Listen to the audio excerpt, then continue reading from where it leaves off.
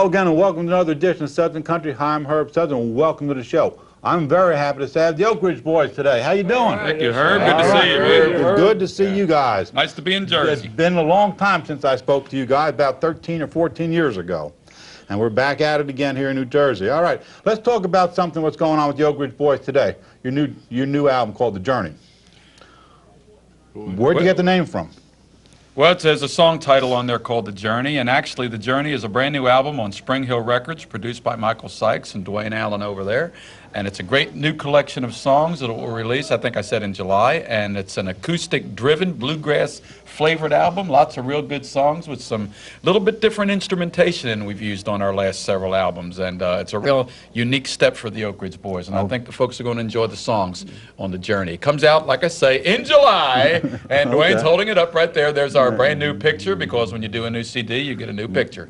So we have a new picture and some new music coming out soon, and the first single will be Bad Case of Missing You, and it should release like probably within minutes. Okay, within minutes from where we're talking. All right. Why did you guys go bluegrass on this one? Have you done bluegrass before? I don't remember you guys doing bluegrass. No, I don't think we've ever done a bluegrass album, but this particular album actually does not have an electric guitar anywhere on it. Okay. The lead instruments are basically fiddle, dobro, mandolin, and some banjo, and bluegrass, man. And some grand piano. We used a grand piano on some of the songs, mixed with that combination of music there. It also has upright bass and drums on it, but it's bluegrass. Yeah, some of it is, but then the flavor of it is more. It's more of acoustic roots type flavor, because all the songs are not what you would call traditional bluegrass, but there are two or three that really is. Is that where it's going now, more roots music? Is that where the country music is going, or bluegrass music is going? Well, that's where we've gone with this particular album, and it works well with our vocal harmonies, actually. Okay. It kind of blends good with vocal harmonies and lends to the harmonies, and anyhow, it's where we've gone with this particular album. Did anybody write songs for this album, or is it Joe wrote the title song? How? Yeah, it's a kind of a bluegrass mountain feeling. It's kind of a mountain feel to it, really. A gospel song called The Journey. Mountain bluegrass. I read that already. That's pretty much what that is, yes, sir. And a lot of that stuff can be found on your oakridgeboys.com website, too. Yeah, in fact, for all information on the Oak Ridge Boys, when you finish watching us on this show, if you want to really learn what's all going on with us, including our schedule and everything else, oakridgeboys.com is the place to log on to. You're pretty much current with that, oakridgeboys.com. We try to keep it up to date as much as we can, yes, sir. I looked at it. How about, what's the book coming out? Talked about the American Journey. The American Journey book is a book about the Oak Ridge Boys, pretty much by the Oak Ridge Boys. I wrote the narrative text, and it's a coffee table type book, and it comes out actually early fall, published by New Leaf Press.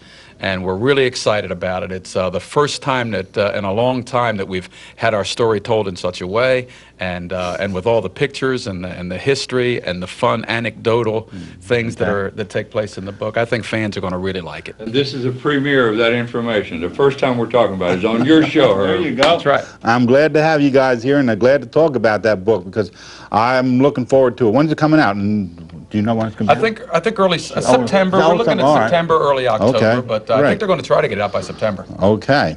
Now, your other album, Colors, is all patriotic songs. Yes. And Dwayne will hold it up again so we can get a picture of it. Well, you did a whole album on patriotic songs. Why did you do that whole album on patriotic? It's, you know the way we just talked about The Journey, and we said it's a bluegrass flavored album, but it ain't a total bluegrass album. Well, in essence, this is more than just patriotic songs, too. It's kind of a middle America. There's a lot of patriotism involved on this album, and there are some patriotic songs, but there's songs about family and friendship and hometown and kids and God and country. So it kind of covers every base of what middle America is really all about. And it's a very nice collection of songs, and the show we do tonight, especially means this is Memorial Day, as we are talking. Without a doubt. We'll be singing quite a few of the songs from Colors tonight on the show. Let's talk about this book. I didn't have an opportunity to read it. I saw the video, though, and that's a great book, and you wrote it, and it's personal. Dwayne is very personal. Yes, it's a story based on the lives of my parents. It's a World War II romance novel, And it's a story about faith and family and sticking it out. Yeah. And it's a very patriotic book. And I wrote it in third person, so if you read it, of course, most people know by now that it's my parents, but I wrote it in third person. You don't find out till the epilogue that the story I'm telling Right. is actually my parents. But with the 60th anniversary of D-Day again coming Right. up here, the book is rather poignant at this time because my father, with the 90th Infantry, with the 359th, that was attached to the 4th Infantry on D-Day, was in the first wave that landed on Utah Beach. So there's a lot in here about the war, about World War II, and there's a lot in there about what it's like to make some sacrifices for this great country and how you can stick it out. And it's amazing that people just don't do it sometimes. G.I. Joe and Lily is on your Colors CD. You know, the whole story started with that song, actually. If you look at the beginning of the G.I. Joe and Lily book, of the epilogue, it starts with an Oak Ridge Boys concert. How else would I start a book?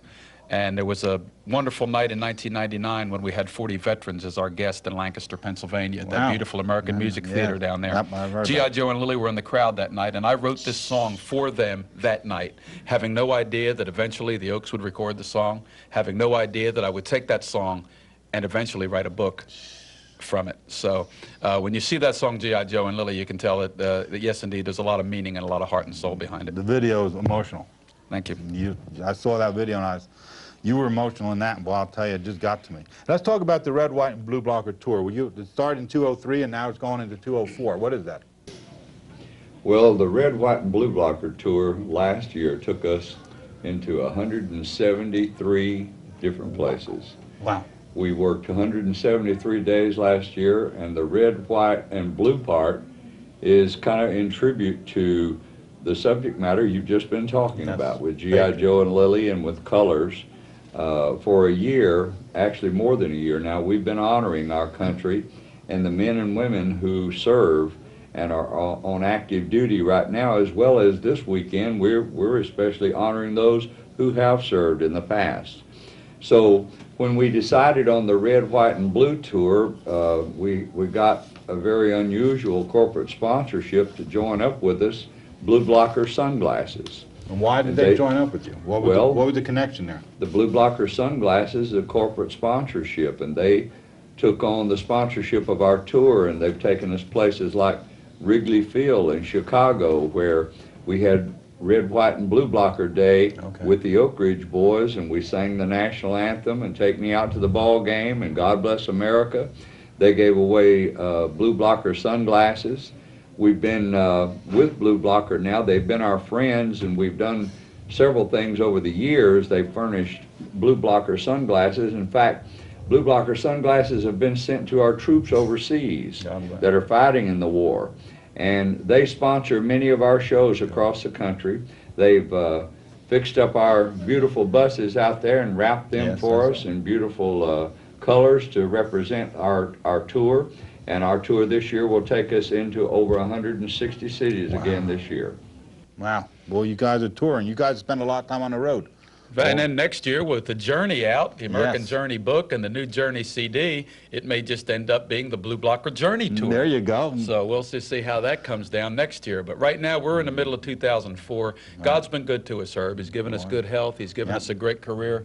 And it's an honor to be able to get up there in front of folks and sing like we do every night. Longevity is unbelievable with you guys. We don't You take it guys for are granted. just popular as you were. Let me ask you a question. We talked about the Colors and we talked about the Journey. How do you pick songs for 4 voices for an album? You know, I never talk. You know, always pick for voice for one person. You know, how do you go about this? Is Richard there? You know, and bass? Well, basically, it starts with deciding on the direction of the project itself.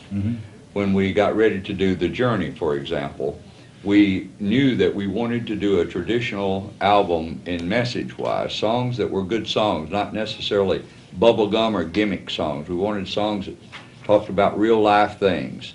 We wanted to do it with acoustic taste as far as instrumentation was concerned. So basically, that meant that we wanted real, well-written songs from the Nashville writers that lent themselves to four-part harmony and good acoustic instrumentation just wrapped around the voices.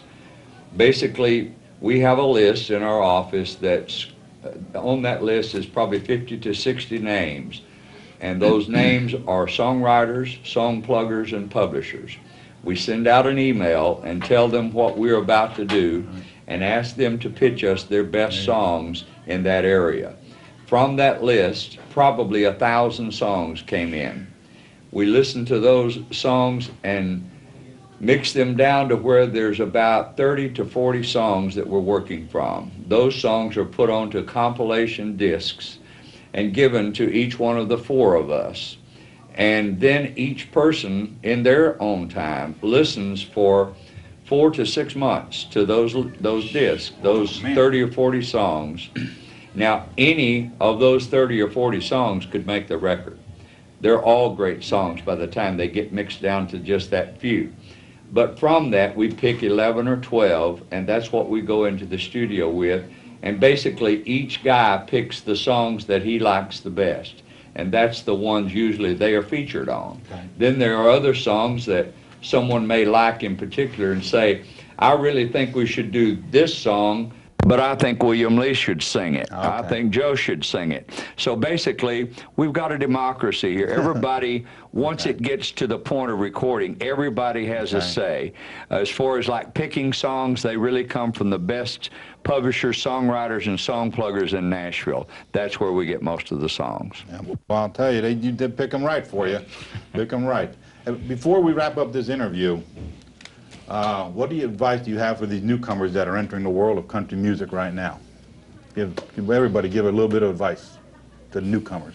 Well, I'll start by saying, first of all, you better have some talent. There's a lot of talented people out there right now. And there's a lot of talented kids in Nashville, some of them making great music and succeeding, and some of them in line to do so. So you better have some goods. You better be able to move them. What's y'all song say? You better make them... Is that old song about making them cry when they hear you play or something? You better move their emotions somehow. Okay. And I would say that you first of all have to have some talent. That's a good start. I was reading from the draft of the American Journey book last night, in fact, going through and checking out some of Joe's writing just to see if there's something that they'd made a mistake on, or if there's something I could add. Very honestly, there was very little left to do by the time it got to where I was reading last night. But there's one part in that book that stands out that I thought Joe addressed in a very good way. He used the word willing. You've got to be willing to sacrifice a normal life. A normal meaning a 9-to-5 type of job. Our job is not like most people who live in this town. We go out on the road and bring the living back to home. Right. We have to travel all over the United States to be able to get the income that supports approximately 40 families. And we bring it back to Hendersonville, we pay our people, and we work that many days a year, 173 last year, so that we can meet the obligations that it takes to pay the meals that feed about 40 families every year.